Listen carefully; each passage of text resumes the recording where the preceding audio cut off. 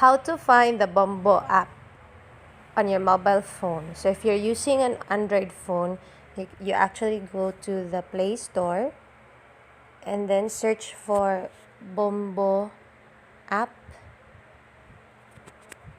Then the first thing that you would see is the app of the Bombo Radio Philippines. You have to click that one and then simply click install.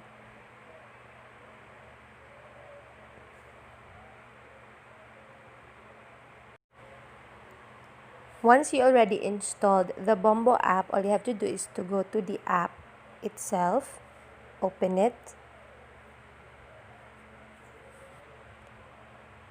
After opening the app, you need to look for the Bombo Radio Cagayan de Oro station. Just scroll down, there you go, and then click that one. And now you will be directed to the Bombo Radio Cagayan de Oro page of the app. And then at the bottom, there are some programs here. Click see all, and then scroll down. Scroll, and then you will see here at the bottom Department of Education lessons. Click that one, and then now you can access to the lessons uploaded from DepEd CDO. For example, this one.